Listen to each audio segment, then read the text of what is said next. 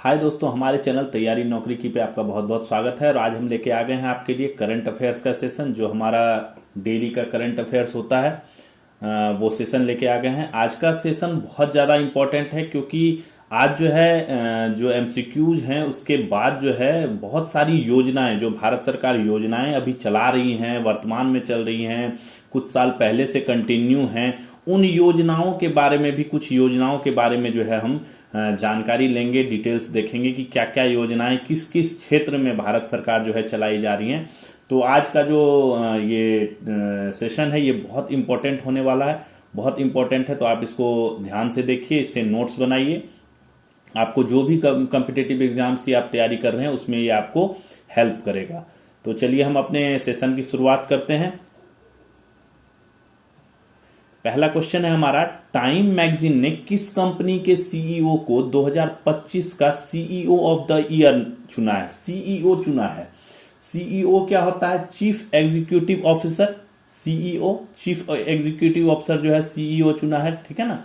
तो किसको चुना है? ये फेसबुक, यूट्यूब, जोमेटो, ओला, किसके कंपनी को जो है सीईओ चुना है? किसके कंपनी को सीईओ ऑफ द ईयर चुना है 2025 का? टाइम्स मैगजीन निकालती है ये, उसने चुना है। तो इसका उत्तर है, इसका उत्तर देखिए, इसका उत्तर है यूट्यूब। किसको चुना है? यूट्यूब के। यूट्यूब के कौन? यूट्यूब के सीईओ है नील मोहन। नील मोहन को जो है इस टाइम मैगजीन ने 2025 का सीईओ ऑफ द ईयर चुना है। टाइम ने उन्हें दुनिया की सबसे बड़ी ध्यान भटकाने वाली मशीन का पायलट बताया है। ये जो यूट्यूब है ना, ये जो यूट्यूब है, यूट्यूब इसको जो है क्या कहा है? ध्यान भटकाने वाला मशीन कहा है, ठीक है। इस यूट्यूब को ध्यान भटकाने वाला मशीन कहा है और उसका पायलट बताया है इसको, ठीक है। इन्होंने 2023 में सुजैन वोजस्की जो थे, इससे पहले वाले सुजैन वोजस्की, उनके जो है इस्तीफे के बाद जो है इन्होंने यूट्यूब की कमान संभाली थी। फेसबुक के सीईओ कौन है? Mark Zuckerberg. जोमेटो के सीईओ कौन है? दीपिंदर गोयल। और ओला के सीईओ कौन है? भविष अग्रवाल, ठीक है। तो ये ऊपर जो 3 कंपनियां दी गई हैं ऑप्शन में, इनके बारे में डिटेल्स में है, तो इनके सीईओ का जो है डिटेल्स है। चलिए, भारत ने अपने नागरिकों को किस देश की यात्रा करते समय सावधानी बरतने की सलाह जारी की है? अपने देश के यात्रियों को भारत सरकार ने चेतावनी जारी की है, जिसके तहत कहा है कि आप जो है सावधानी बरतिए इस देश की यात्रा करते समय। किस देश का है? अमेरिका, चीन, यूक्रेन, इजराइल। किस देश का यात्रा करते समय सावधानी बरतना है नागरिकों को? भारत सरकार ने एडवाइजरी जारी करी है। तो उत्तर है चीन।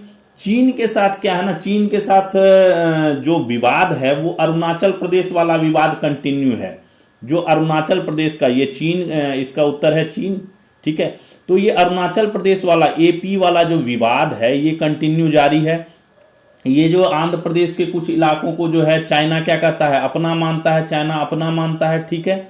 तो उसके तहत अभी क्या हुआ था, एक महिला गई थी वहां पे, अरुणाचल प्रदेश की जो महिला गई थी, फेम वांग, इसको जो है संघाई एयरपोर्ट पे, जो चीन का संघाई एयरपोर्ट है, उस पर 18 घंटे तक उसे रोक लिया गया, ठीक है। 18 घंटे तक उसे रोक लिया गया। उसका पासपोर्ट को जो है इनवैलिड बता दिया। पासपोर्ट को बोला कि नहीं, आपका जो पासपोर्ट है वो अमान्य है, ठीक है।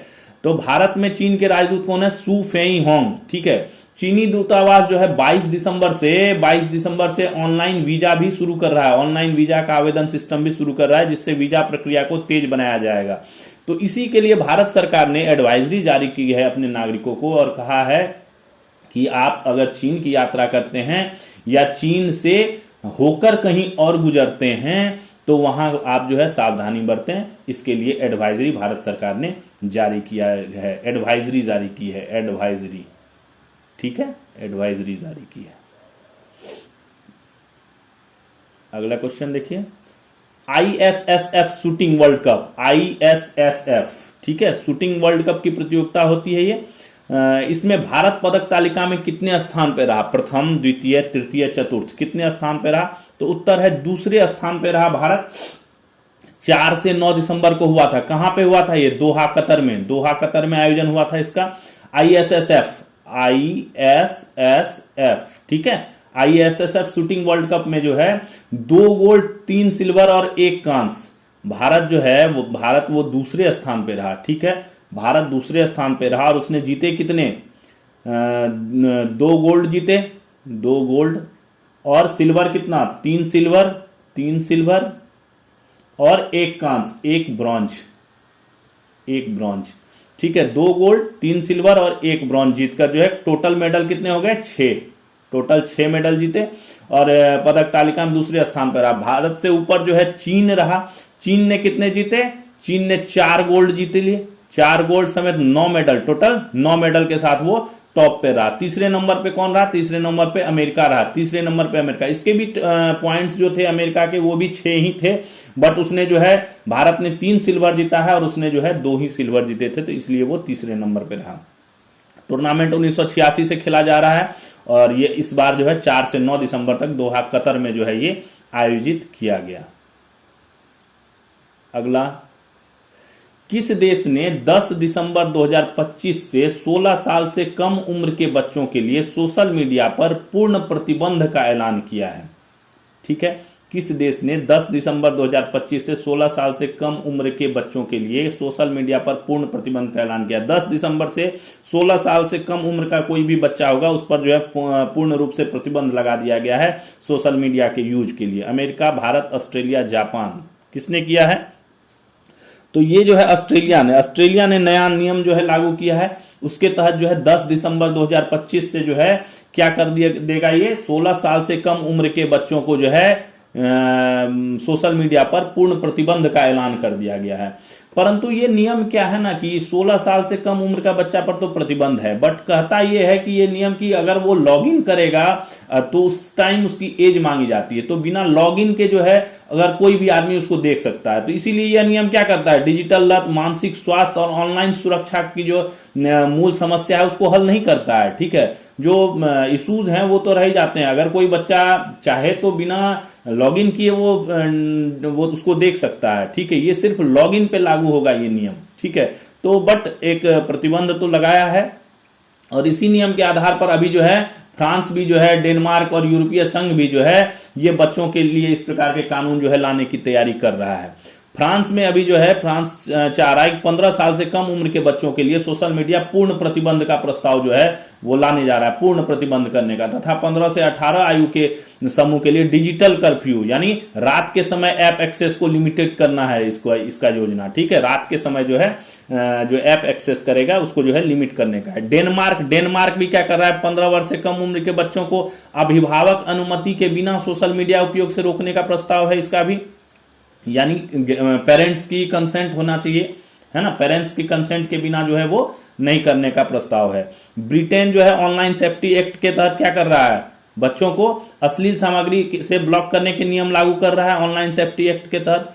तो ये ऑस्ट्रेलिया ने अभी 10 दिसंबर से 16 साल से कम उम्र के बच्चों के लिए सोशल मीडिया पर प्रतिबंध लगा दिया है। इसके अभी कुछ विरोध भी चल रहे हैं क्योंकि जो फिजिकली चैलेंज्ड बच्चे हैं उनका एक इशू है कि वो कहते हैं कि हमारा जो है ये जो सोशल मीडिया है और सोशल मीडिया ऐप है यही हमारा सहारा है और हम इसी के साथ जो है अपने वर्ल्ड से कनेक्ट कर पाते हैं। ठीक है, तो पीडब्ल्यूडी जो है सोशली वीक जो फिजिकली वीक बच्चे हैं उनके लिए जो है थोड़ा सा इशू है। अगला क्वेश्चन, 18 वर्ष बाद आयोजित हो रही international conference on physics education ICPE क्या है, ICPE international conference on physics education. ठीक है, तो ICPE 2025 की मेजबानी कौन सा राज्य कर रहा है, ये 18 वर्ष बाद आयोजित हो रहा है। ICPE 18 वर्ष बाद आयोजित हो रहा है, तो कौन कर रहा है देखते हैं। तो इसका उत्तर है पंजाब कर रहा है। इस जो ICPE 2025 की मेजबानी कब से होगा, ये 16 से 20 दिसंबर तक, 16 से 20 दिसंबर 2025 को पंजाब के कहां पे, रूपनगर में जो है IIT रोपड़, ये कहां पे होगा, IIT रोपड़ में इसका आयोजन किया जाएगा। ठीक है, पंजाब पहली बार इसकी मेजबानी कर रहा है, पंजाब फर्स्ट बार कर रहा है इसकी मेजबानी। ठीक है, इससे पहले जो है पंजाब ने कभी इसकी मेजबानी नहीं की थी और इससे पहले भारत में ये कॉन्फ्रेंस 2005 में हुआ था, यानी 2005 में 20 साल पहले ये कॉन्फ्रेंस हुआ था और 18 साल से तो ये कॉन्फ्रेंस हुआ ही नहीं है। ठीक ठीक है। इससे इस कॉन्फ्रेंस का उद्देश्य क्या है? फिजिक्स शिक्षा मेनली जो है ये फिजिक्स पे डिपेंड। फिजिक्स शिक्षा में आधुनिक तकनीकों, नई शोध प्रवृत्तियों, नवाचारों और वैश्विक सहयोग को अधिक प्रभावी बनाना इसका जो है काम है। इससे में भारत सरकार के प्रधान वैज्ञानिक सलाहकार कौन है? प्रोफेसर अजय कुमार सूद, वो जो है चीफ गेस्ट होंगे, प्रमुख वैज्ञानिक सलाहकार, ठीक है, चीफ साइंटिफिक एडवाइजर है, ठीक है, प्रमुख वैज्ञानिक सलाहकार। अगला क्वेश्चन देखिए, कौन सा राज्य वोटर लिस्ट को 100% डिजिटल करने वाला देश का पहला राज्य बन गया है? 100% digital, 100% digital, digital voter list, 100% digital voter list कौन तैयार कर दिया है? तो ये काम कर लिया है राजस्थान ने। राजस्थान ने एसआईआर प्रोग्राम, अभी एसआईआर चला था, काफी चर्चा रहा था एसआईआर का। एसआईआर अभी चल ही रहा है 12 स्टेट ऑब्लिक केंद्र शासित प्रदेश में, यूटी में, है ना, 12 स्टेट और यूटी में ये चल ही रहा है एसआईआर की प्रक्रिया। तो इसके तहत जो है राज्य के वोटर लिस्ट को जो है 100% जो है वो राजस्थान ने कर लिया, और ये ऐसा करने वाला देश का पहला राज्य बन गया है। राजस्थान जो है, राजस्थान ये फर्स्ट हो गया है, फर्स्ट स्टेट, ठीक है, देश का पहला राज्य ये बन गया है। फुटबॉल को बढ़ावा देने के लिए, फुटबॉल को बढ़ावा देने के लिए क्या? प्रोजेक्ट महादेव। प्रोजेक्ट महादेव किस राज्य ने शुरू किया है? प्रोजेक्ट महादेव किस राज्य ने शुरू किया है? चलिए देखते हैं, महाराष्ट्र। ये काम किया है महाराष्ट्र में, प्रोजेक्ट महादेव। एक्चुअल में फुटबॉल को बढ़ावा देने के लिए शुरू किया है महाराष्ट्र ने, फुटबॉल को बढ़ावा देने के लिए प्रोजेक्ट महादेव शुरू किया है। इसके तहत क्या करेगा? राज्य में 13 साल से कम उम्र के 30 लड़की और 30 लड़कियों को जो है टैलेंट हंट के जरिए चुना गया, और इसको सभी को 5 साल की छात्रवृत्ति प्रदान की जाएगी। कितना होगा? 13 बॉय 13 गर्ल, ठीक है। कब? अंडर 13 ईयर्स, अंडर 13 ईयर्स के 13 बॉय और 13 गर्ल को जो है प्रोजेक्ट महादेव के तहत जो है 5 साल की स्कॉलरशिप, 5 इयर्स स्कॉलरशिप जो है इनको दी जाएगी, ठीक है। 5 साल की स्कॉलरशिप इनको दी जाएगी इस प्रोजेक्ट के तहत, प्रोजेक्ट महादेव। क्या नाम है? प्रोजेक्ट महादेव। अगला देखिए, किस देश में राहत सामग्री उपलब्ध करवाने हेतु ऑपरेशन सागर बंधु चलाया जा रहा है? सागर बंधु की चर्चा पहले भी हुई है। सागर बंधु, ऑपरेशन सागर बंधु की चर्चा पहले भी किए हैं हम लोग, ठीक है। ये जब शुरू हुआ था ऑपरेशन तो कहां पे हो रहा है ये, कहां पे चला रही है? मालदीव, श्रीलंका, बांग्लादेश, यूक्रेन। भारत चला रहा है कहां पे? श्रीलंका में। तो श्रीलंका में हाल ही में कौन सा चक्रवात आया था? दितवाह आया था चक्रवात। इसके बाद इसने जो है भारी तबाही मचाई थी श्रीलंका में, काफी अपने पूर्वी तट के तरफ भी, अपने तरफ भी आया था। भारत में ये कुछ हल्का फल्का उधर भी तबाही किया था। तो उसके बाद भारतीय नौसेना जो है 28 नवंबर से जो है ऑपरेशन क्या चला दिया? सागर बंधु, ऑपरेशन सागर बंधु चला दिया, ठीक है, ऑपरेशन सागर बंधु चला दिया। इसके तहत क्या हो रहा है? राहत और बचाव कार्य जो है वो किया जा रहा है श्रीलंका में। राहत और बचाव कार्य किया जा रहा है श्रीलंका में, राहत और बचाव कार्य, राहत एवं बचाव कार्य किया जा रहा है। इस ऑपरेशन के तहत जो है श्रीलंका में राहत एवं बचाव कार्य किया जा रहा है। भारतीय सेना ने अभी क्या किया है? इसको एक्सटेंड करते हुए, इसका विस्तार करते जो है 4 युद्धपोत जो है अभी और भेज दिए हैं। 4 युद्धपोत अभी और भेज दिए हैं वहां पे, 4 युद्धपोत, ठीक है। कौन कौन? INS घड़ियाल, LSU 54, 51, 57, ठीक है। इनमें जो इसको भेजकर जो है राहत कार्य का विस्तार किया। इन जहाजों से लगभग 1000 मीट्रिक टन मानवीय सहायता जो है वो भेजी गई है, लगभग 1000 टन, ठीक है, 1000 ton metric ton, 1000 metric ton जो है मानवीय सहायता भेजी गई है अभी तक। अंतर्राष्ट्रीय मुद्रा कोष IMF है ना, IMF के 2025 की रिपोर्ट के अनुसार किस देश के पेमेंट सिस्टम को ट्रांजैक्शन वॉल्यूम के हिसाब से दुनिया का सबसे बड़ा रिटेल फास्ट पेमेंट सिस्टम माना गया? सबसे फास्ट पेमेंट सिस्टम, ठीक है, रिटेल में फास्ट पेमेंट सिस्टम, फास्ट और ट्रांजैक्शन के हिसाब से। किसके हिसाब से? ट्रांजैक्शन के हिसाब से। तो अमेरिका, चीन, भारत, जापान किसका माना गया है? तो भारत का। भारत का जो है कौन? एनपीसीआई। कौन है? एनपीसीआई। ये क्या होता है? National payment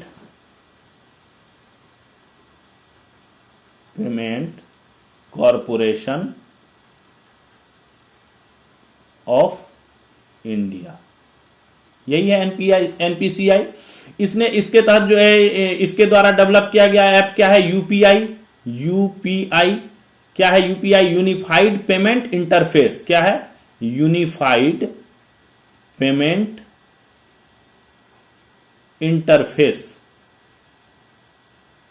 interface. तो अंतरराष्ट्रीय मुद्रा कोष ने जो रिपोर्ट जारी किया है उसमें कहा है कि एनपीसीआई द्वारा जो डेवलप्ड यूपीआई है वो ट्रांजैक्शन वॉल्यूम के हिसाब से दुनिया का सबसे बड़ा रिटेल फास्ट पेमेंट सिस्टम बन गया है। ये है सबसे बड़ा फास्ट पेमेंट सिस्टम। ठीक है, फास्ट पेमेंट सिस्टम है ये, सबसे बड़ा फास्ट पेमेंट सिस्टम बन गया है। इसकी शुरुआत कब हुई थी? 2016 में आरबीआई के निर्देशों के तहत की गई थी और वित्तीय वर्ष 2024-25 में 56.86 करोड़ क्यूआर कोड और 6.5 करोड़ व्यापारी यूपीआई से जो है जुड़ गए थे। ठीक है, तो इतना बड़ा इसका नेटवर्क हो गया था। 6.5 करोड़ व्यापारी जो है इससे जुड़े हुए थे और इसके योजना के तहत जो इस यूपीआई के तहत जो है ट्रांजैक्शन कर रहे थे। तो काफी बड़ा ये प्लेटफॉर्म है। ग्लोबल ह्यूमन सोसाइटी ने वन्य जीव संरक्षण में असाधारण योगदान के लिए किसे प्रतिष्ठित global humanitarian award for animal welfare, ठीक है, क्या कह रहा है ये? ग्लोबल ह्यूमैनिटेरियन अवार्ड फॉर किस लिए? एनिमल वेलफेयर से जो है सम्मानित किया है। अनंत अंबानी, मेधा पाटकर, ईला भट्ट, अन्ना हजारे। तो उत्तर है इसका अनंत अंबानी। किसको किया है? अनंत अंबानी को। ठीक है, अनंत अंबानी कौन है? तो अभी देखिए हम बताते हैं आपको। ग्लोबल ह्यूमन सोसाइटी जो है ये वन्य जीव संरक्षण में असाधारण योगदान के लिए जो है वन तारा संरक्षण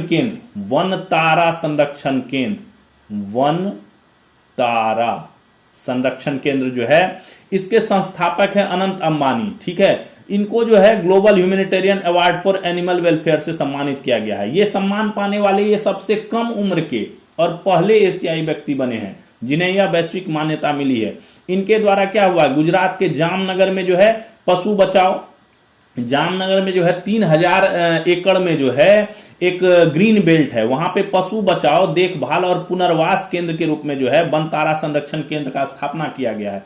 केंद्र क्या करता है? देश और विदेश का जो घायल और लुप्त प्राय पशु है उनको बचाने का काम करता है, उनका इलाज करता है। वहां पे एक हॉस्पिटल भी है जहां पे इनका इलाज होता है और इलाज के बाद उनको क्या है? प्राकृतिक आवास भी प्रदान करता है, यानी पुनर्वास की भी सुविधा देता है। ये नहीं कि उसका इलाज कर दिया और फिर उसको कहीं और छोड़ दिया, नहीं, वहां पे उसको प्रॉपर आवास की व्यवस्था की गई है। जो घायल पशु हैं जिनका इलाज चल रहा है उनके लिए अलग से आवास की व्यवस्था भी यहाँ की गई है कि ताकि जो सही पशु हैं वो इनको डिस्टर्ब ना करें।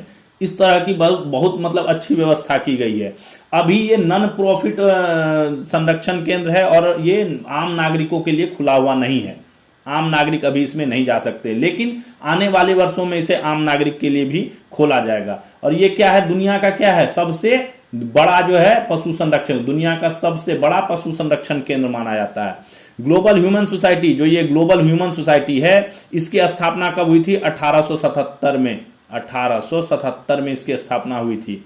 ठीक है, और ये संस्था विश्व भर में नैतिक पशु उपचार के जो है मानक निर्धारित करती है, यानी एनिमल ट्रीटमेंट का जो है ये वो स्टैंडर्ड्स जो है वो बनाता है कि किस स्टैंडर्ड पे जो है ये काम करेगा। एनिमल ट्रीटमेंट से रिलेटेड है, एनिमल ट्रीटमेंट से रिलेटेड है। अगला क्वेश्चन, अंतर्राष्ट्रीय नरसंहार अपराध के पीड़ितों की स्मृति और गरिमा का दिवस कब मनाया जाता है? नरसंहार होता है ना, किसी भी जाति को खत्म कर देना, किसी के पूरे समुदाय के अस्तित्व को खत्म कर देना, एक तरह से भीषण मतलब ग्रुप में जो है मर्डर होता है ना, उसे नरसंहार कहते हैं। तो उससे अपराध के पीड़ितों की स्मृति और गरिमा का दिवस कब मनाया जाता है? 7 दिसंबर, 8 दिसंबर, 9 दिसंबर, 10 दिसंबर कब मनाया जाता है? तो इसका उत्तर है 9 दिसंबर को यह मनाया जाता है। 9 दिसंबर को अंतर्राष्ट्रीय नरसंहार अपराध के पीड़ितों की स्मृति और गरिमा का दिवस मनाया जाता है। संयुक्त राष्ट्र महासभा द्वारा 2015 में इसकी शुरुआत की गई थी। ठीक है, 9 दिसंबर को मनाया जाता है। गो इसका उत्तर है। इसका उद्देश्य क्या था? 1948 के जेनोसाइड कन्वेंशन के प्रति जागरूकता बढ़ाना। नरसंहार अंतर्राष्ट्रीय कानून के तहत एक अपराध है। नरसंहार जो है क्या है? एक अपराध है ना। वैसे ही मर्डर अपराध है, तो उसी तरह नरसंहार भी एक मर्डर ही हुआ, वो भी अपराध है। इंटरनेशनल लॉ के तहत ये अपराध है। इसे याद दिलाना और नरसंहार को रोकने और दोषियों को दंडित करने के लिए सभी देशों को दायित्व बताने के लिए था। ठीक है, इसे याद दिलाना और नरसंहार को रोकने और दोषियों को दंडित करने के लिए सभी देशों को दायित्व बताने के लिए यह था। और इसका उद्देश्य संयुक्त राष्ट्र महासभा ने 2015 में इसकी शुरुआत की थी।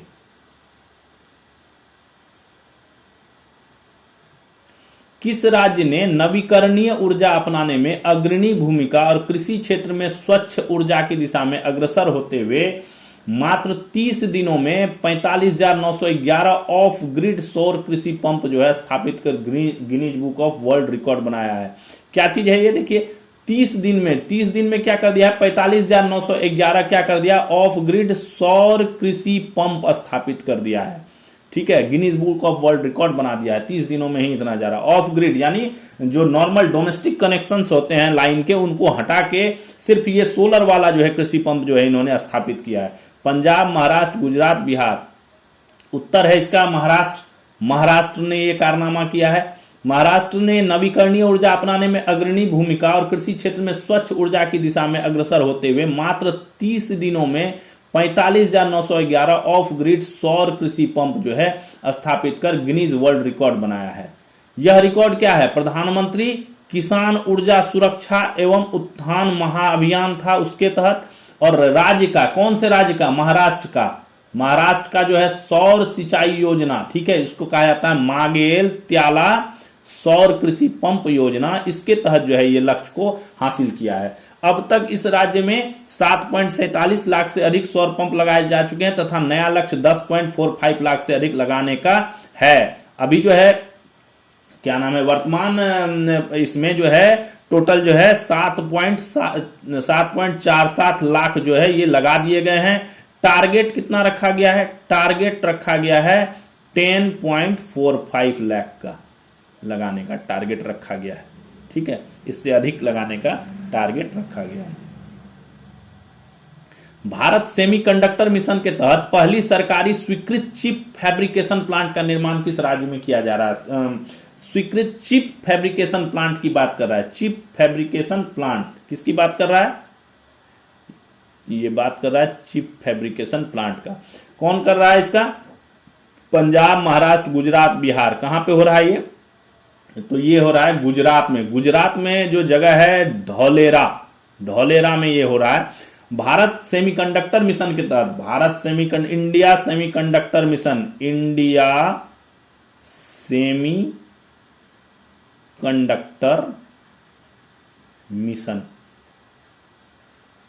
ठीक है, इसके तहत जो है पहला सरकारी स्वीकृत चिप फैब्रिकेशन प्लांट जो है इसका निर्माण गुजरात के कहां? ढोलेरा में जो है किया जा रहा है। इसकी संचालन का उम्मीद है 2027 तक जो है ये चालू हो जाएगा। यह टाटा इलेक्ट्रॉनिक्स द्वारा संचालित प्रोजेक्ट है। टाटा इलेक्ट्रॉनिक्स जो है इसको जो है कर रही है, बना रही है, संचालन के लिए तैयार कर रही है।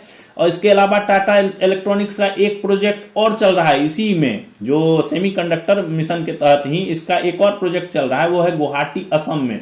यहां पे क्या कर रहा है? ये चिप पैकेजिंग और अंतिम उत्पाद तैयार करने पर केंद्रित है। इसमें जो है outsource semiconductor assembly and testing unit, ठीक है, चिप उत्पादन का जो अंतिम प्रक्रिया होता है, जिसमें क्या होता है, सिलिकॉन वेफर को काट करके जो है सिर्फ पैकेजिंग की जाती है और चिप का लास्ट टेस्टिंग किया जाता है, वो जो है यहाँ पे गुवाहाटी में जो है टाटा इलेक्ट्रॉनिक्स कर रही है, इसका स्थापना कर रहा है। ढोलेरा में जो है वो कर रहा है चिप फैब्रिकेशन प्लांट का, और यहां पे जो कर रहा है ये चिप पैकेजिंग प्लांट का जो है यहाँ पे स्थापना कर रहा है। वर्तमान में टाटा इलेक्ट्रॉनिक्स, अभी ये चर्चा में क्यों आया ये विषय, ये तो मान लीजिए पहले से ये चीजें चल रही हैं, अब तो 27 में इसका संचालन भी शुरू हो जाएगा। अभी क्या हुआ, टाटा इलेक्ट्रॉनिक्स और इंटेल कॉरपोरेशन, ठीक है, टाटा प्लस कौन, इंटेल, टाटा और इंटेल मिलके जो है भारत में चिप निर्माण और पैकेजिंग सहयोग के लिए जो है एमओयू पर साइन किया है। इन दोनों ने मिलके एमओयू पर साइन किया है, एमओयू साइन किया है, ठीक है, टाटा और इंटेल ने मिलके। इंटेल के सीईओ कौन है, लिप बू टेन, कौन है, लिप बू टेन, और टाटा सन्स के चेयरमैन कौन है, एन चंद्रशेखरन, ठीक है। इन दोनों ने मिलके एआई के अपने भारत में चिप निर्माण के जो है सेमीकंडक्टर मिशन के तहत जो है चिप निर्माण और पैकेजिंग में सहयोग के लिए जो है एमओयू पर साइन किया है टाटा और इंटेल ने। किसे वर्ष 2025 का पेटा इंडिया पुरस्कार में पर्सन ऑफ द ईयर का पुरस्कार प्रदान किया गया है? पेटा इंडिया, पीईटीए इंडिया, ठीक है, पेटा इंडिया। अभी हम आपको डिटेल्स इसका बताते हैं। उत्तर है इसका रवीना टंडन को। रवीना टंडन को ये जो है सम्मान दिया गया है पर्सन ऑफ द ईयर। पहले तो जानते हैं पेटा, पीईटीए, पेटा, ठीक है। पेटा क्या है, people for the ethical treatment of animals, people for the ethical treatment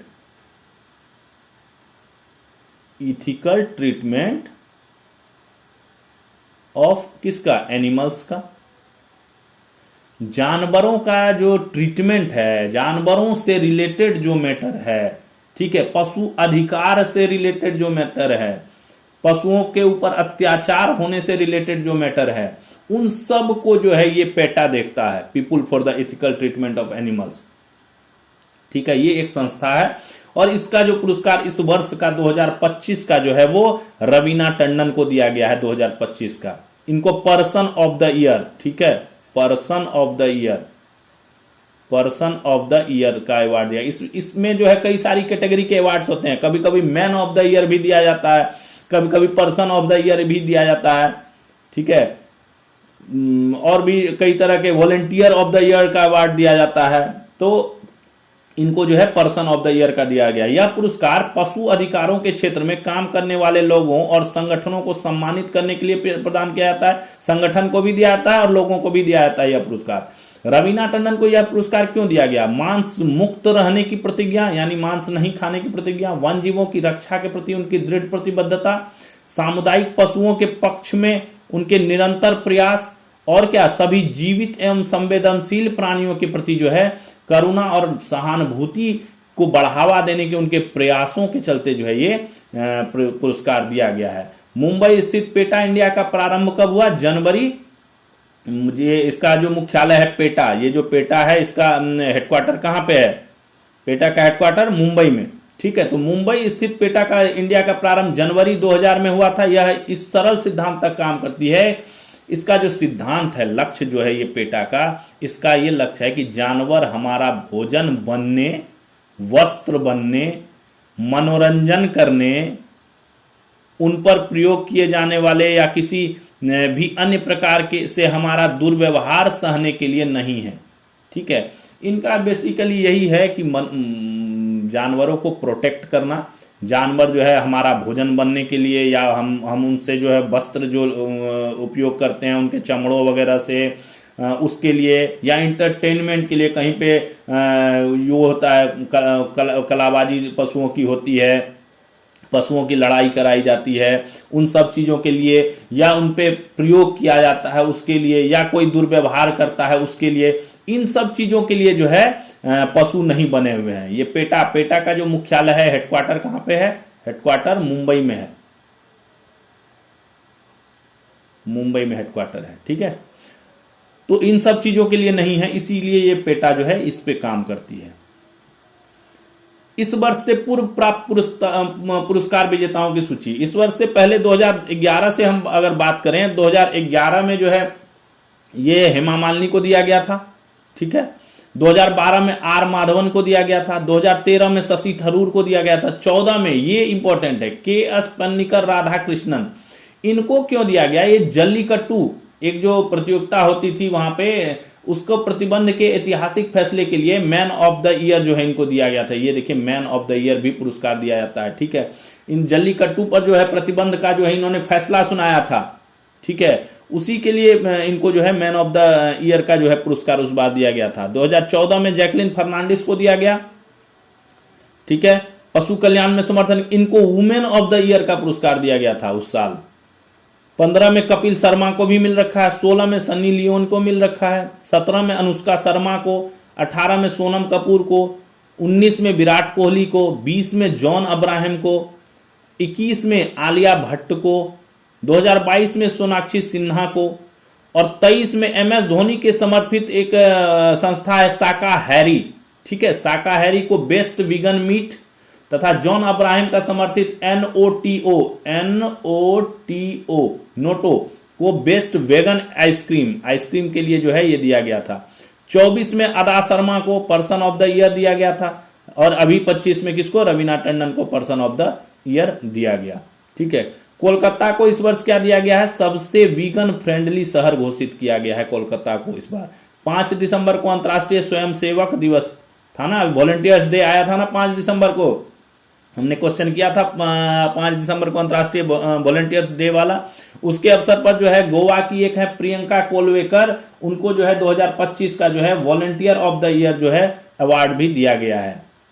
तो ये सब अवार्ड जो है ये दिए गए हैं, ये इंपॉर्टेंट है। इनमें से आपको 2014 वाला तो काफी इंपॉर्टेंट है, जो जल्लीकट्टू वाला फैसला था, और ठीक है ये MS धोनी वाला भी आपको जो संस्था है इनकी शाकाहारी और नोटो, ये भी इंपॉर्टेंट है। और पिछला वर्ष वाला तो हमें ध्यान रखना ही चाहिए, किसको मिला, अदा शर्मा को, ये भी एक्ट्रेस है अदा शर्मा, और अभी जो है रवीना टंडन को मिला है। विश्व भर में मानवाधिकार दिवस कब मनाया जाता है, मानवाधिकार दिवस कब मनाया जाता है, 7 दिसंबर, 8 दिसंबर, 9 दिसंबर, 10 दिसंबर, कब मनाया जाता है। ह्यूमन राइट्स डे 10 दिसंबर को मनाया जाता है। देखिए इसका डिटेल्स काफी है, 10 दिसंबर को ह्यूमन राइट्स डे है ना, 10 दिसंबर ह्यूमन राइट्स डे, ठीक है। 10 दिसंबर को विश्व भर में मानवाधिकार दिवस मनाया जाता है। इस वर्ष का थीम क्या है, human rights our everyday essentials. मतलब क्या हुआ इसका, क्या है ये, यानी मानवाधिकार, जिसका अर्थ ये है कि मानवाधिकार हमारे दैनिक जीवन का हिस्सा है, ठीक है। ये सिर्फ कागज नहीं है, एक ह्यूमन राइट्स है, मतलब अधिकार है, लॉ है, नियम है, कानून है, ये सिर्फ कानून से नहीं है, उससे बढ़कर है, ये हमारे दैनिक जीवन का हिस्सा है। हम हम इसे जो है, ये हमारा जो अधिकार है, ये हमारा डेली हैपनिंग है, ठीक है। क्योंकि इसमें जो चीजें हैं, यानी जिस चीज की स्वतंत्रता की बात करता है ये, न्याय, स्वतंत्रता, समानता, बंधुता, इन सब चीजों की जो बात करता है ये, उन सब चीजों के लिए जो है ये डेली जीवन की चीजें हैं, ठीक है ना। किसी को स्वतंत्र रहना, समानता मिलना, बंधुता मिलना, बराबर का अवसर मिलना, हर जगह उसको इक्वलिटी मिलना, ये सब चीजें आदमी के बेसिक राइट्स हैं। तो ये हमारी डेली हैपनिंग की चीजें हैं। तो संयुक्त राष्ट्र महासभा ने मानवाधिकारों की सार्वभौमिक घोषणा UDHR को 1948 में अपनाया। UDHR कब अपनाया गया था, UDHR इसको संयुक्त राष्ट्र महासभा ने कब अपनाया था, 1948 में। 1948 में जो 30 अनुच्छेद का है, सबसे बड़ा वैश्विक दस्तावेज है ये, सबसे बड़ा वैश्विक दस्तावेज है, जो किसको परिभाषित करता है, मानव जाति के, पूरे मानव जाति के अधिकारों और स्वतंत्रताओं को परिभाषित करता है, ठीक है ना। मानव जाति के अधिकारों और स्वतंत्रताओं को परिभाषित करने वाला पहला वैश्विक दस्तावेज है ये, ठीक है। 1950 में संयुक्त राष्ट्र ने 10 दिसंबर को आधिकारिक रूप से मानवाधिकार दिवस घोषित किया था। 48 में तो ये दस्तावेज बना, 1950 से संयुक्त राष्ट्र ने जो है इसे 10 दिसंबर को ऑफिशियल रूप से जो है मानवाधिकार दिवस जो है वो घोषित कर दिया था। भारत के संविधान की प्रस्तावना ही मानवाधिकार संरक्षण के आधारशिला। भारत में क्या है, भारत का जो संविधान का जो प्रस्तावना है, उद्देशिका जो है, वही मेन जो है मानवाधिकार संरक्षण करता है। क्या कहता है उद्देशिका जो है, प्रस्तावना क्या कहती है कि भारत को एक सार्वभौम, समाजवादी, धर्मनिरपेक्ष, लोकतांत्रिक गणराज्य घोषित करता है ना। और सभी नागरिकों को क्या देते हैं, न्याय, स्वतंत्रता, समानता, बंधुता सुनिश्चित करने का संकल्प व्यक्त करता है। तो इसका जो वो है अपना प्रस्तावना ही जो है वो बेसिकली ह्यूमन राइट्स पे डिपेंड करता है। भारतीय संविधान में मौलिक अधिकार दिए गए हैं, परिभाषित किए गए हैं मौलिक अधिकार को अनुच्छेद 12 से 35 तक। नीति निर्देशक तत्व जो है, राज्य के नीति निर्देशक तत्व 38 से 51 तक परिभाषित हैं। अल्पसंख्यक का संरक्षण, अल्पसंख्यक वर्ग जो है उनका संरक्षण का वर्णन है 244 ए में भी वर्णन है। वयस्क मताधिकार, जो 18 वर्ष से ऊपर के हैं उनके मताधिकार का ही वर्णन 325-26 में है, उनको मत देने का अधिकार है। ये सब चीजों का वर्णन किया हुआ है हमारे संविधान में। हमारे संविधान में तो ह्यूमन राइट्स को लेकर काफी चीजें शुरू से ही वर्णित है, हर चीज, ठीक है। इसी के तहत जो है मानवाधिकार संरक्षण अधिनियम 1993 के तहत जो है एनएचआरसी का गठन किया गया। NHRC, national human right commission, national human right commission, NHRC का गठन किया गया। इसका क्या कार्य है? एनएचआरसी क्यों गठित हुआ? इसका मुख्य कार्य था मानवाधिकार उल्लंघन का जो शिकायत है उसको जांच करना, यानी कहीं पे किसी ने शिकायत किया कि ये मेरे ह्यूमन राइट्स का उल्लंघन हो रहा है तो उसकी जांच करना। जेलों में, कारागार जो है, बाल गृहों में, सुधार गृह जो होता है उसमें उन सब की निगरानी करना कि उसमें कोई ह्यूमन राइट की अवहेलना तो नहीं हो रही है। जागरूकता अभियान मतलब अवेयरनेस प्रोग्राम्स करना, सरकार को सुझाव देना, नीतिगत सुझाव, ये भी काम है इसका। सरकार को सुझाव भी देना कि भाई ये ह्यूमन राइट्स के हिसाब से सही है कि गलत है। और राष्ट्रीय और अंतर्राष्ट्रीय मानवाधिकारों के मानकों पर सरकार को सलाह देना। और नेशनल इंटरनेशनल दोनों, नेशनल और इंटरनेशनल दोनों लेवल पे, इंटरनेशनल दोनों लेवल पर जो है सरकार को सलाह देना है इसका काम, ठीक है। एनएचआरसी का, नेशनल ह्यूमन राइट कमीशन, ध्यान रखिएगा, NHRC, NHRC, national human right commission, ठीक है, ये इसका काम है। हाल ही में ट्रेड नोट जस्ट एड पहल कहां लॉन्च हुई? ट्रेड नोट जस्ट एड, ट्रेंजा, इंग्लिश में कहेंगे तो TRANJA, ट्रेंजा, ठीक है।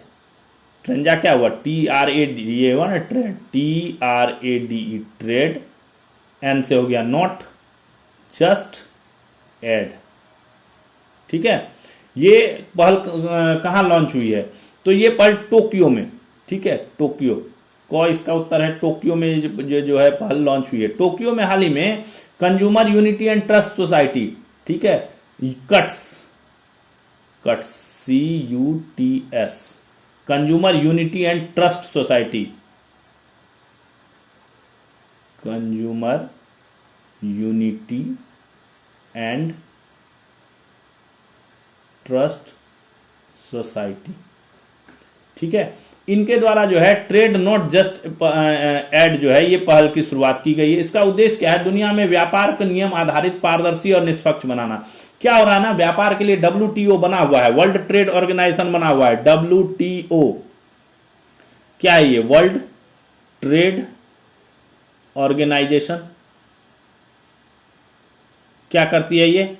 ये व्यापारिक जो व्यापार का इशू है उनको देखती है ना, वो पूरे विश्व के व्यापार के इश्यूज को ये वो करती है। बट अभी क्या हुआ है, कई देशों ने क्या है अपने अपने नियम बना लिए हैं व्यापार के, जिससे क्या हो गया ना, ये WTO जो है वो काफी कमजोर हो गया है, काफी वीक हो गया है। WTO का काम जो है वो काफी वीक हो गया है, कमजोर हो गया है WTO।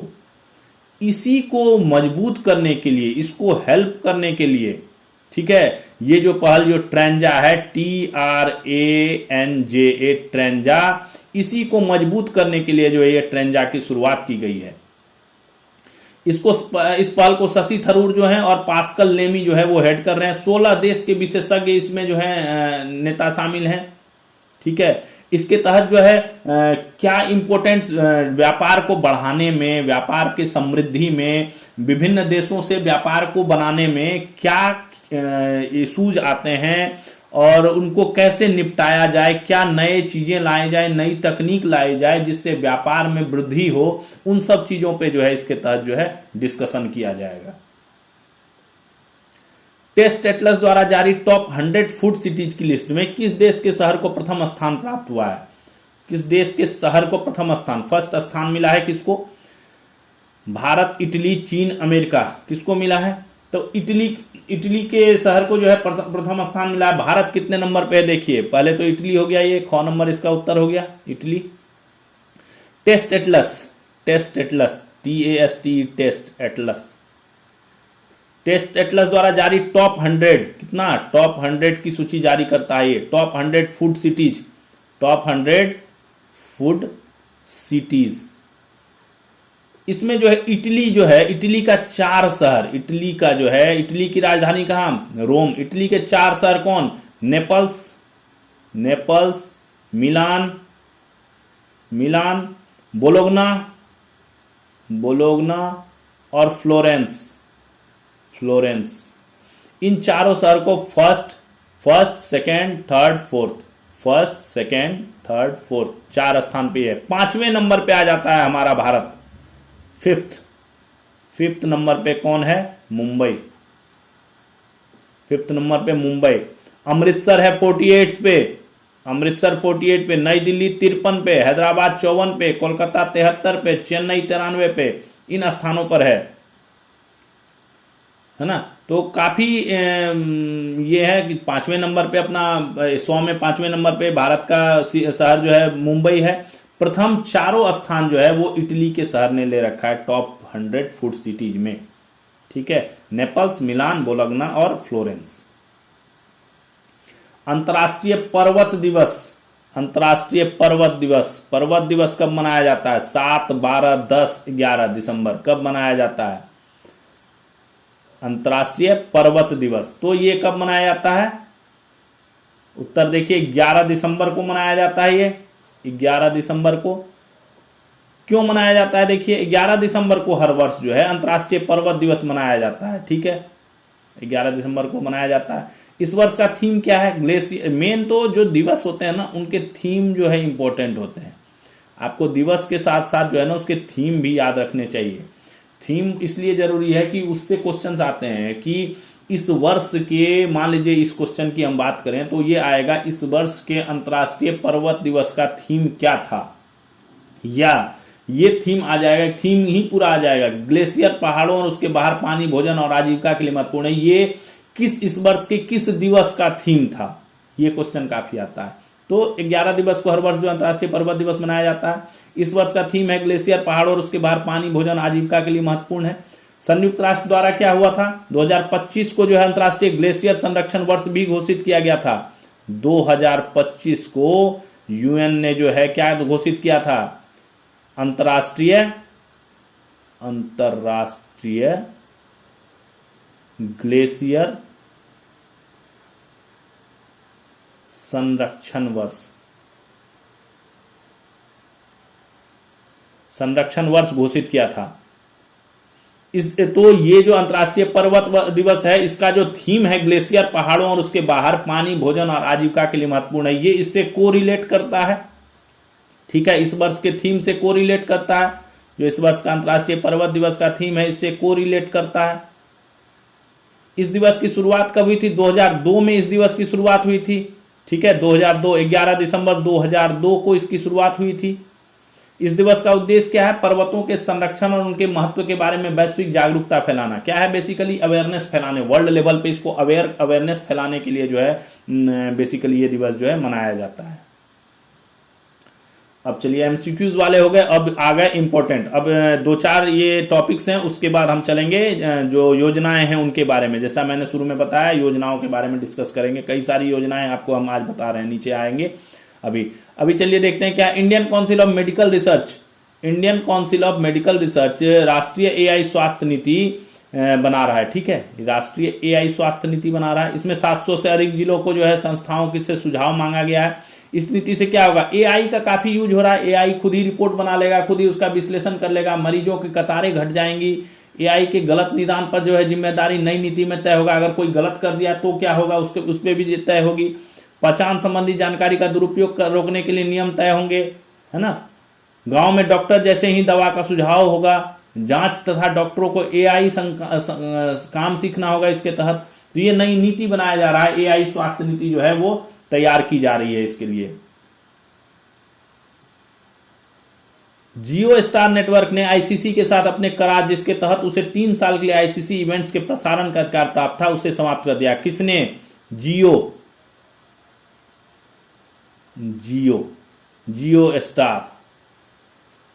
स्टार नेटवर्क ने जो है आईसीसी के साथ जो है करार को जो है वो ब्रेक कर दिया है। आईसीसी के साथ ये अब नहीं करार करेगा। इसने किसका था कि 3 साल का था इसका, कि 3 साल आईसीसी के जितने इवेंट्स होंगे उसको जो है ये प्रसारण करेगा अपने नेटवर्क पे। बट अब उसने जो है करने से उसने वित्तीय घाटों का जो है कारण देकर जो है इससे जो है ब्रेकअप कर लिया है। ठीक है, अभी 2026 में जो वर्ल्ड कप होने हैं उसका भी आयोजन ये नहीं करेगा। अभी दूसरे डिजिटल प्लेटफॉर्म से बात चल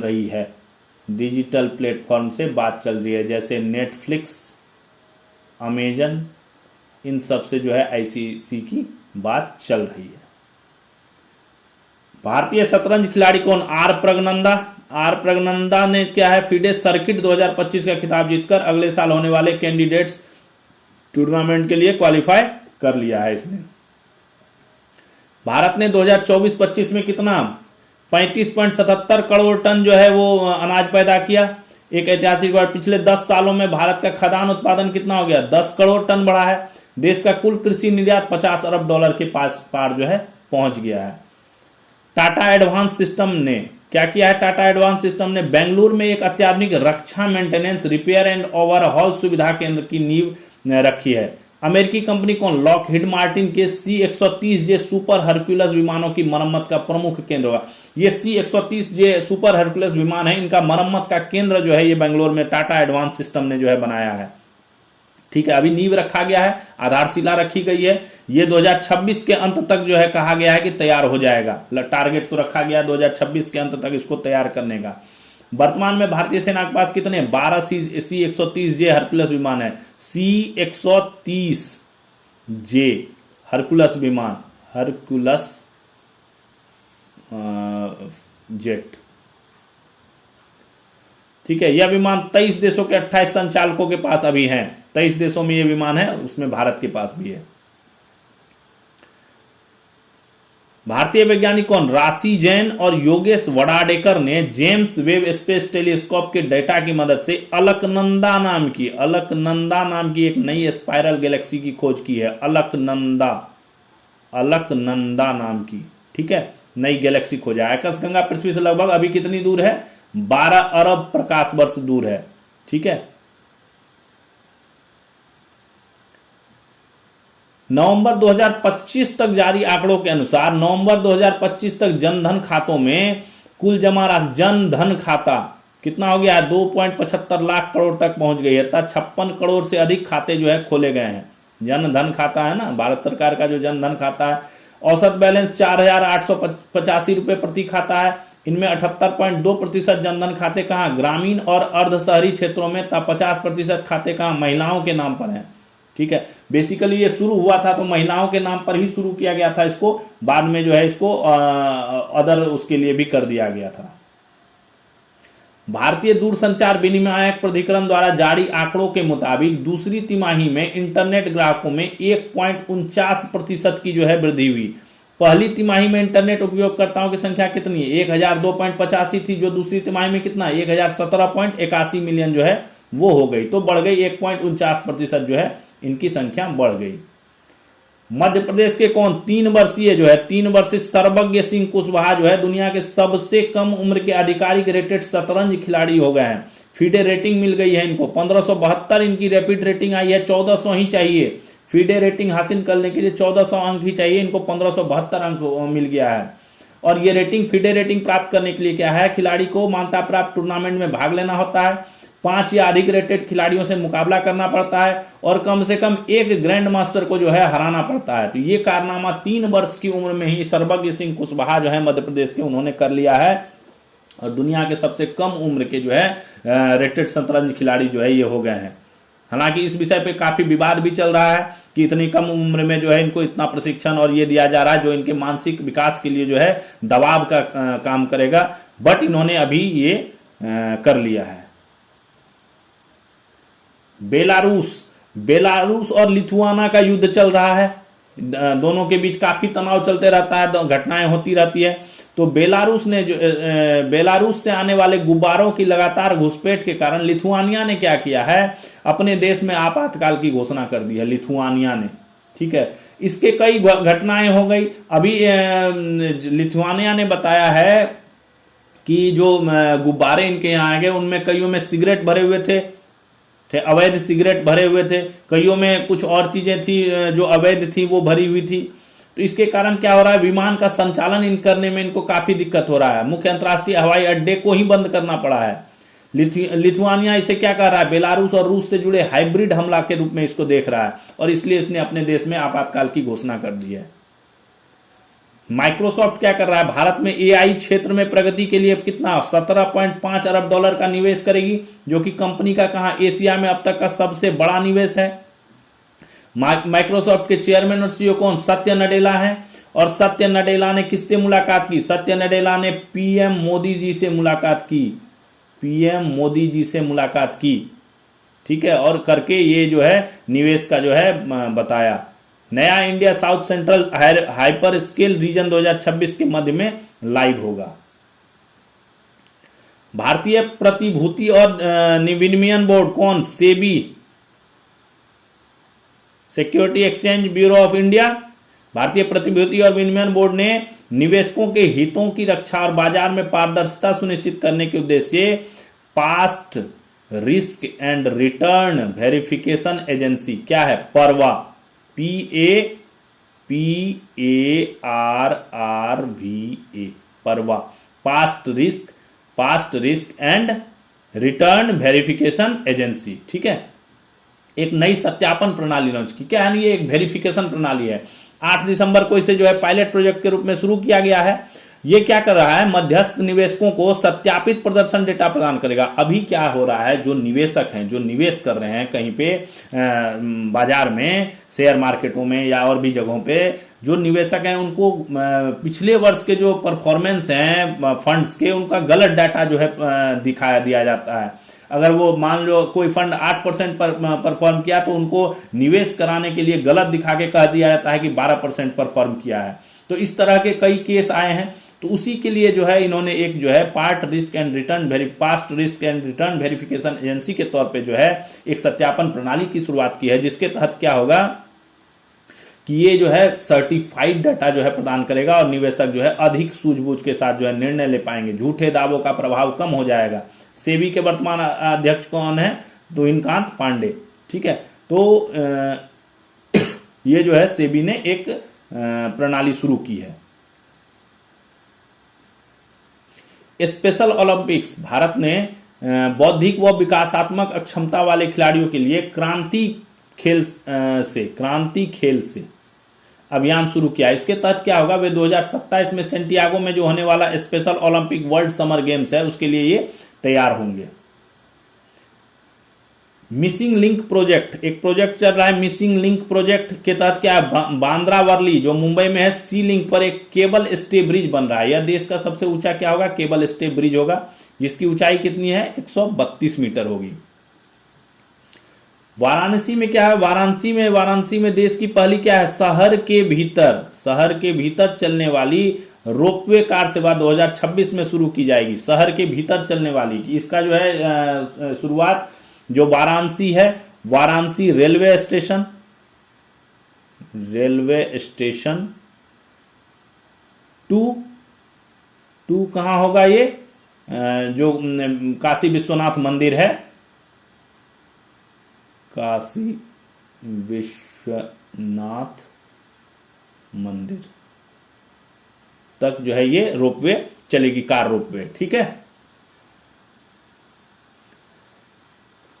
परमाणु खनिज अन्वेषण अनुसंधान निदेशालय कौन, AMD, जो कि परमाणु ऊर्जा विभाग DAE की कही है, परमाणु ऊर्जा विभाग, department of atomic energy, DAE,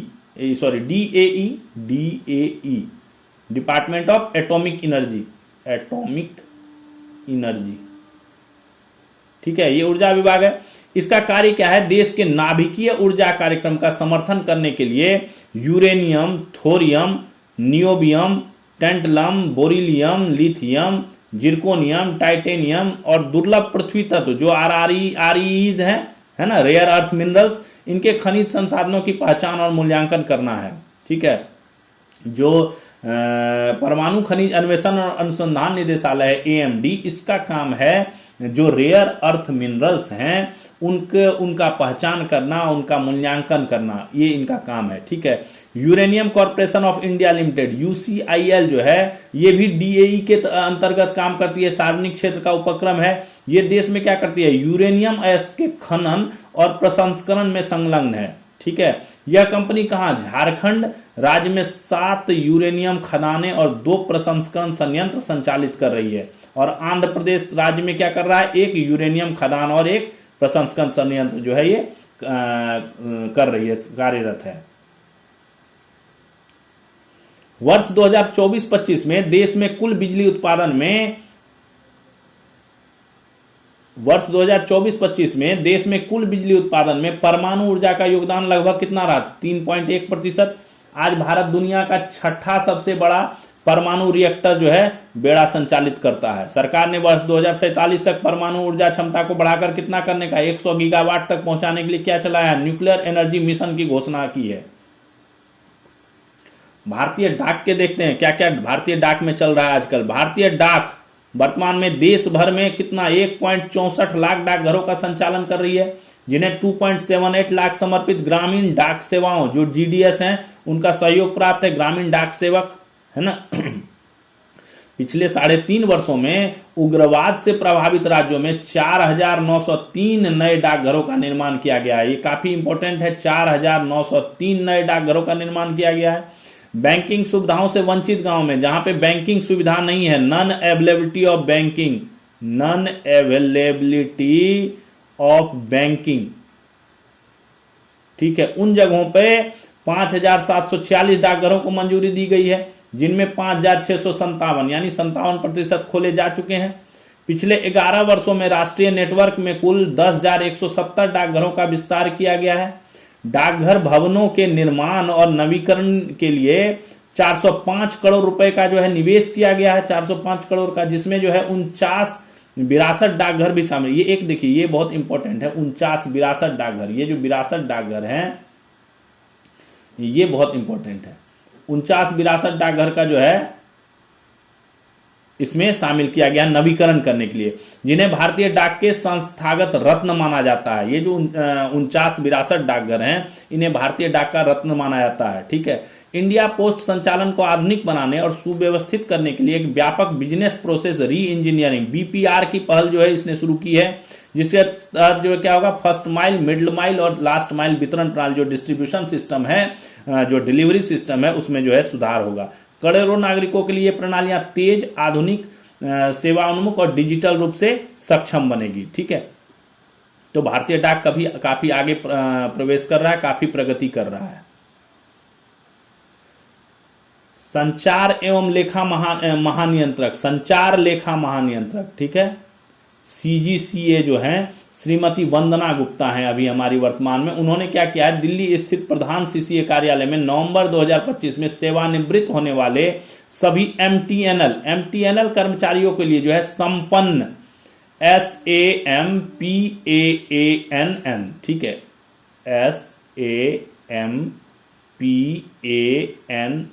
SAMPANN संपन्न पोर्टल पर शामिल करने का उदाहरण क्या किया है। जो पेंशनर्स हैं, सेवानिवृत्त हो गए हैं, इसके तहत जो है दिल्ली और मुंबई के 45,933 पेंशन भोगियों को जो है इसमें जोड़ा जा रहा है। ठीक है, ये MTNL के कर्मचारी जो पेंशन भोगी हैं, इनको सरल सुविधा प्रदान करने के लिए, सेवानिवृत्ति के बाद हर सुविधा इनको जो है ऑनलाइन प्रदान करने के लिए जो है ये संपन्न पोर्टल जो है शुरू किया गया। रिटायर्ड के लिए है ये, रिटायर्ड MTNL पर्सनल, उनके लिए सुविधा शुरू की गई है संपन्न portal.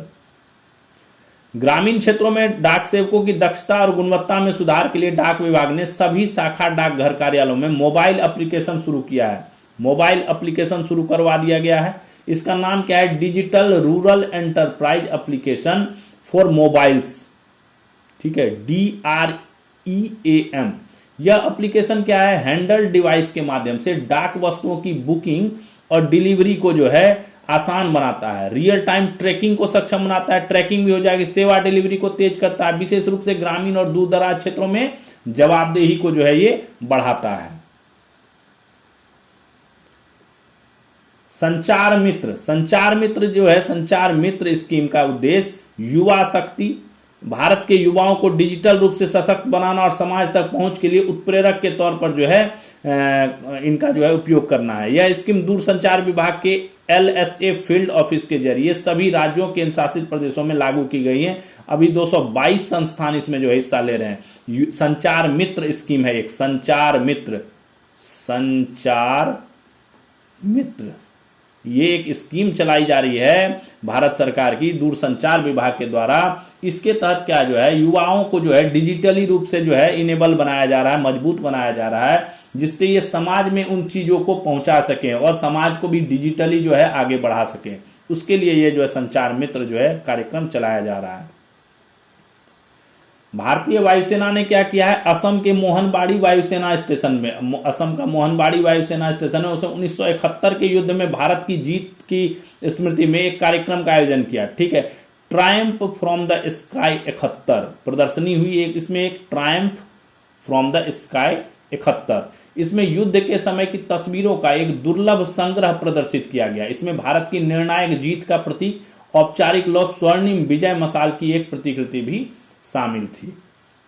One district one product, बहुत इंपॉर्टेंट चीज है, one district one product, ODOP, यानी एक जिला एक उत्पाद।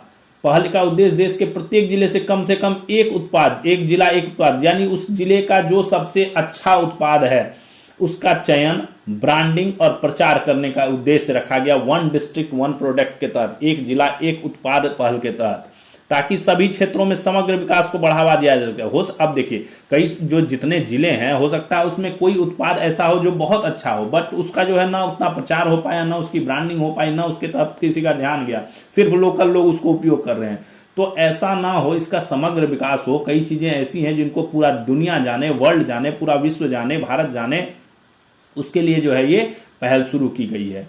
ODOP पहल के तहत अब तक कितने, देश भर के 775 जिलों को जो है 1243 उत्पादों की पहचान की गई है, जिसमें वस्त्र है, कृषि है, खाद्य प्रसंस्करण है, हस्तशिल्प है आदि विभिन्न जो है इसमें शामिल है। इन सब चीजों को शामिल किया गया है।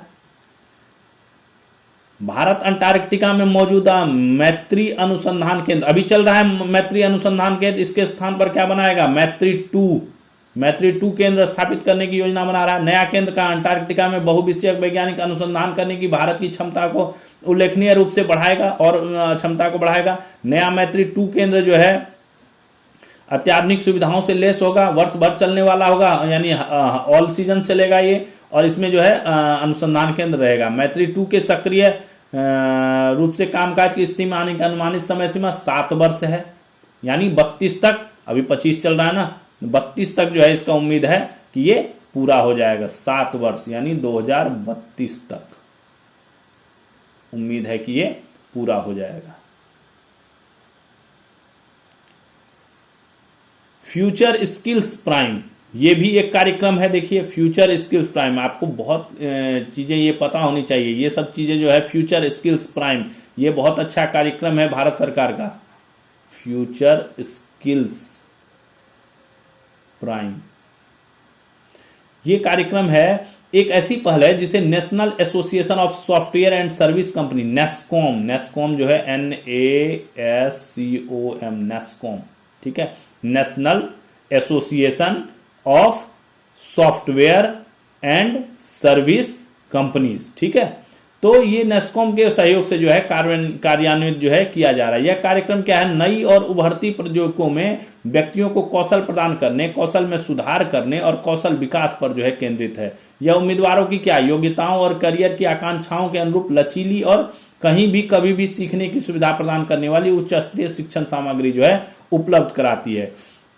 यानी ये न्यू टेक्नोलॉजी जो है उनको जो है लोगों तक पहुंच बढ़ाने के लिए, स्किल्स डेवलपमेंट करने के लिए जो है, कौशल विकास करने के लिए जो है ये किया जाता है, ठीक है। करियर के अनुरूप, अगर आप मतलब जिस क्षेत्र में करियर बनाना चाहते हैं उसके अनुरूप जो है ये शिक्षण सामग्री भी उपलब्ध कराता है, तो फ्यूचर स्किल्स प्राइम जो है बहुत अच्छा कार्यक्रम है।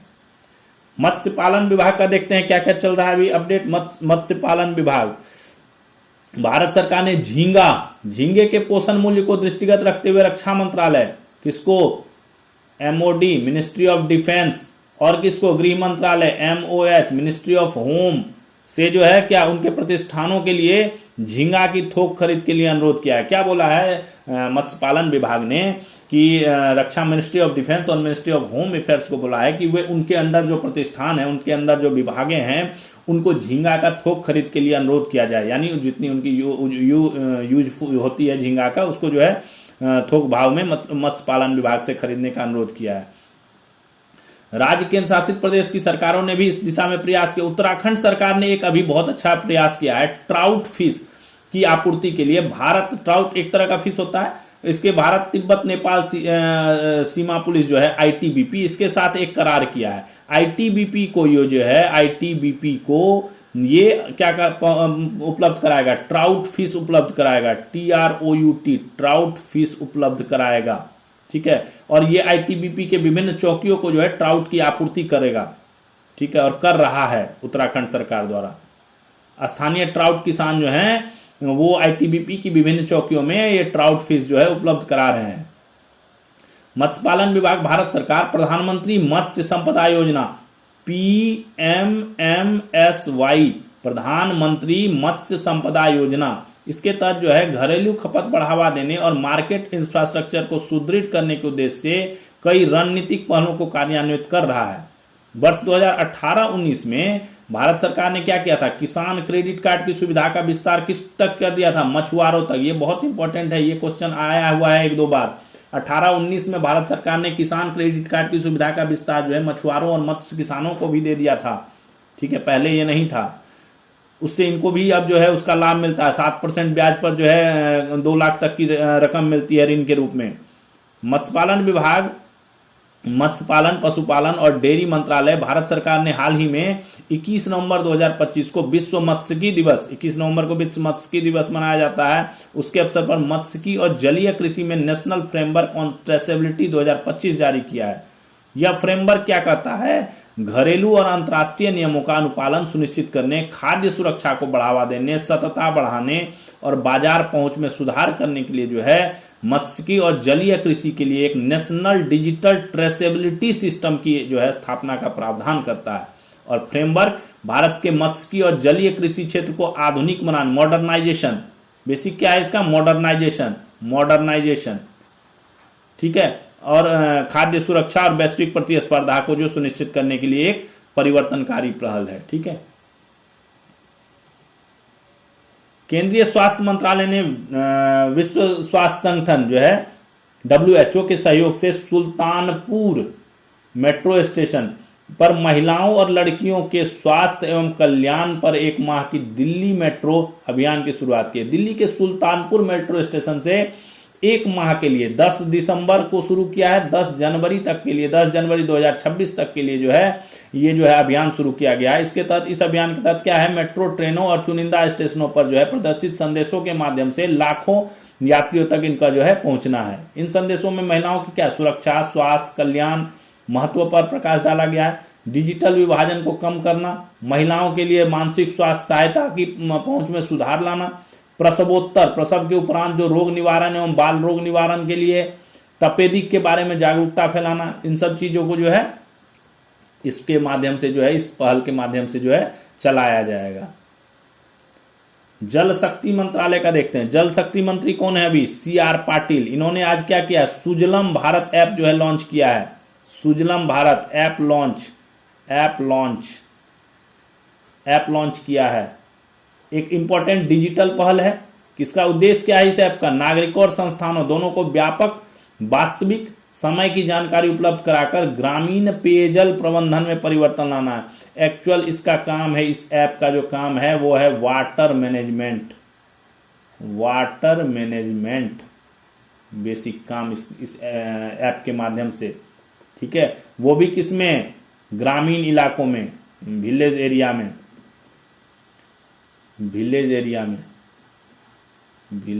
एरिया वाटर मैनेजमेंट, ठीक है। यह ऐप भास्कराचार्य राष्ट्रीय अंतरिक्ष अनुप्रयोग और भू संरचना विभाग संस्थान BISAGN के सहयोग से विकसित किया गया, ताकि जल जीवन मिशन के अंतर्गत ग्रामीण जल आपूर्ति संरचना की उन्नत भूसंवर्धन, निगरानी और प्रबंधन को, मैनेजमेंट को सक्षम बना दे। जिस प्रकार आधार कार्ड भारत की पहचान प्रणाली की रीढ़ बन गई है, उसी प्रकार सुजलम भारत जो है, सुजल गांव ID ग्रामीण जल प्रबंधन की पहचान के रूप में कार्य करेगा, जो एक पारदर्शी, जवाबदेह और नागरिक केंद्रित सेवा वितरण ढांचे की नींव का निर्माण करेगा। सुजल गांव ID के शुरुआत हो जाने से क्या होगा, प्रत्येक बस्ती, हर बस्ती का अपना जो है एक डिजिटल प्रोफाइल होगा, जिसमें क्या चीजें होंगी, पेयजल का स्रोत क्या है, बुनियादी ढांचा क्या है, प्रकृति क्या है, स्थिति क्या है, आपूर्ति विश्वसनीयता क्या है, क्या ऑथेंटिसिटी है, जन गुणवत्ता, वाटर क्वालिटी कैसी है, वाटर क्वालिटी कैसी है, O&M व्यवस्था, ठीक है, ऑपरेशन एंड मैनेजमेंट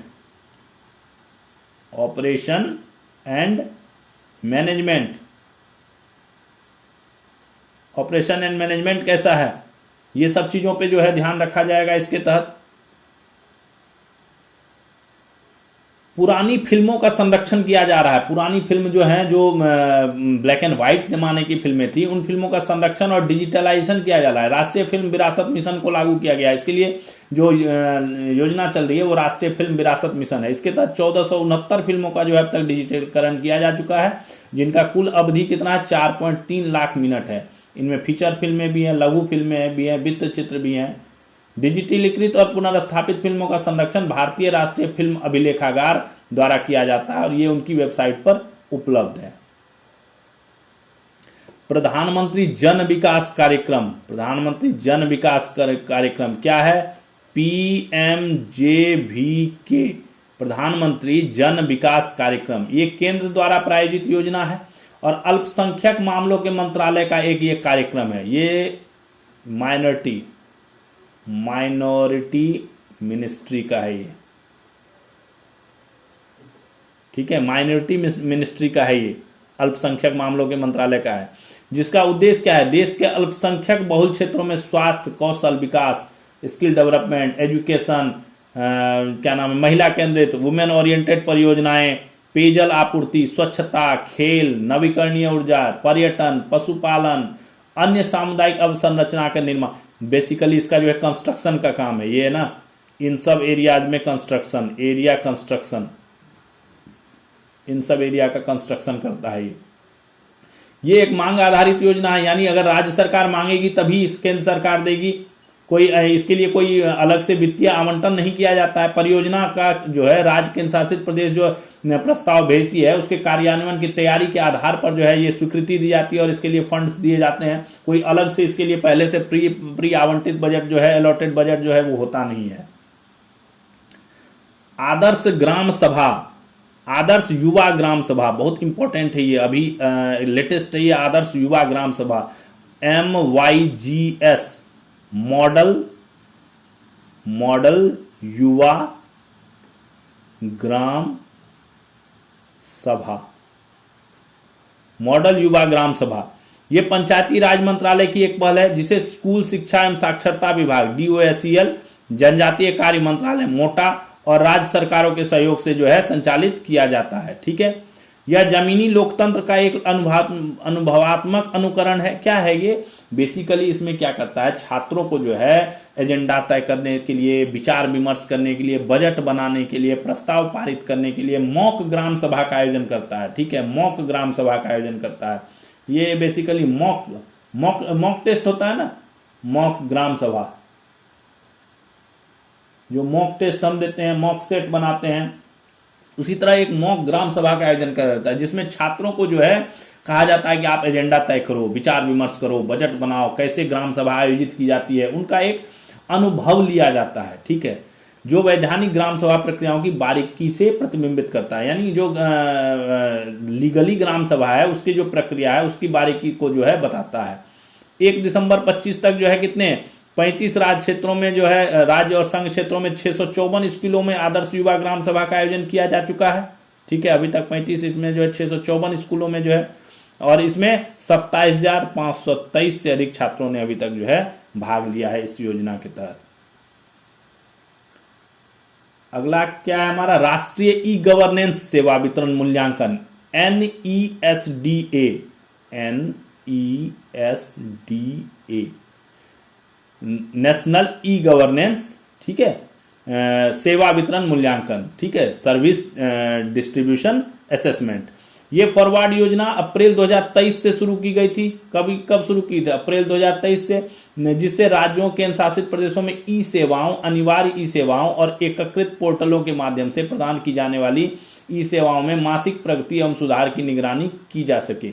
बेसिकली ये क्या है, एक निगरानी का ये पोर्टल है, ठीक है, निगरानी वाली योजना है, जिसमें जो राज्यों का ई सेवा है, अनिवार्य ई सेवा है, जो सेंट्रल की ई सेवाज हैं, उनको कितना लोग यूज कर रहे हैं, उनमें क्या कमियां आ रही हैं, क्या उसका प्रगति है, क्या प्रोग्रेस है, मंथली क्या प्रोग्रेस है, उसमें क्या सुधार किया जा सकता है, इन सब चीजों के लिए जो है ये योजना तैयार की गई है।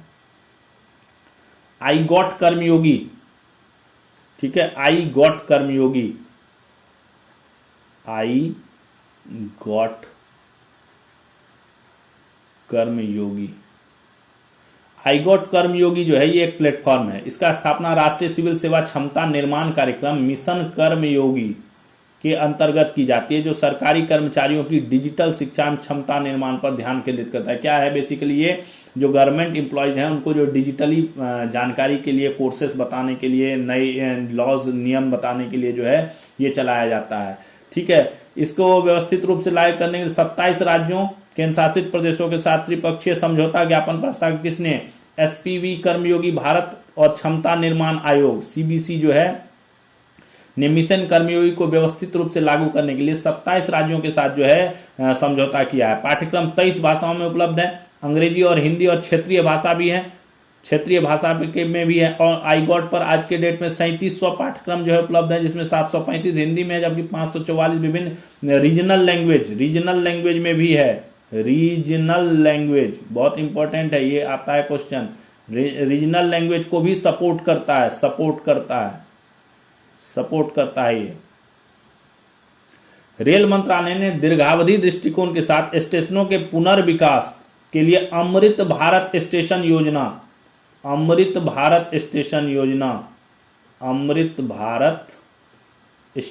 योजना इसकी जो है शुरुआत की है, अमृत भारत स्टेशन। अब तक इस योजना के तहत कितना 1337 स्टेशनों का विकास के लिए चिन्हित किया गया है। अब तक 155 स्टेशनों के कार्य जो है वो पूरे हुए हैं। 15 स्टेशनों की पहचान की गई है जिनका सार्वजनिक निजी भागीदारी PPP क्या होता है, प्राइवेट पब्लिक पार्टनरशिप के तहत जो है विकास किया गया, यानी सरकार भी रहेगी और प्राइवेट ग्रुप को भी इन्वॉल्व किया गया है। 15 स्टेशन को इस तरह जो है विकसित किया जा रहा है।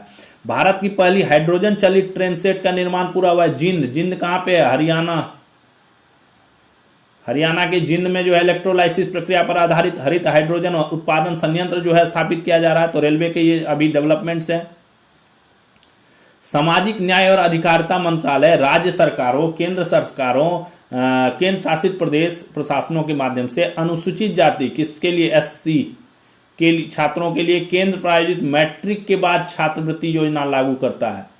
ठीक है, सामाजिक न्याय और अधिकारिता मंत्रालय करता है ये मैट्रिक के बाद छात्रवृत्ति योजना। किसके लिए, सिर्फ ये SC के लिए है, शेड्यूल कास्ट के लिए है ये।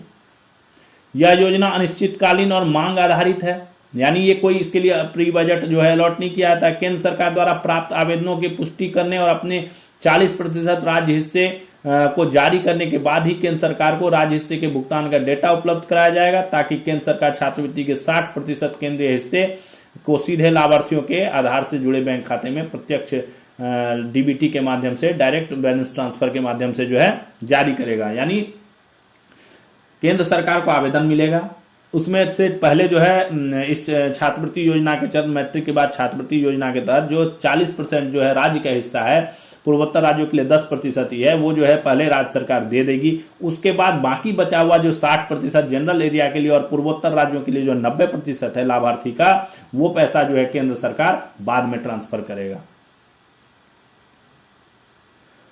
तो ये था हमारा आज का सेशन। आपको आज का सेशन कैसा लगा? कैसा लगा जरूर बताएं, कैसा लगा जरूर बताएं। सुधार चाहते हैं, क्या सुधार चाहते हैं? सुधार चाहते हैं तो वो भी बताएं, सुधार चाहते हैं तो बताएं, कमेंट में जरूर बताएं। प्लीज कमेंट,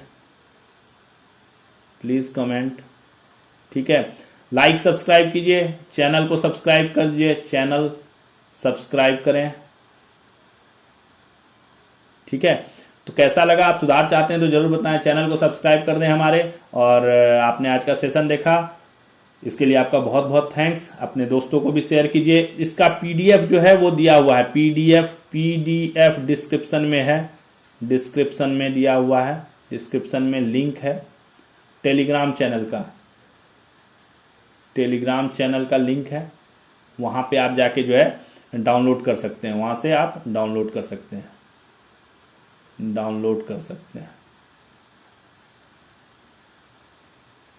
ठीक है। तो ये था हमारा आज का सेशन। आपको कैसा लगा जरूर बताएंगे। और अपना नोट्स तैयार कीजिए, एग्जाम्स की तैयारी में आप लगे रहिए। जब तक आपको एग्जाम्स कोई निकलता नहीं है तब तक छोड़ना नहीं है। मेहनत से, पूरी मेहनत से, ईमानदारी से लगे रहिए और आपको सफलता जरूर मिलेगी। इसी आशा के साथ फिर कल मिलते हैं नए सेशन में। तब तक के लिए थैंक्स फॉर वॉचिंग तैयारी नौकरी की। जय हिंद।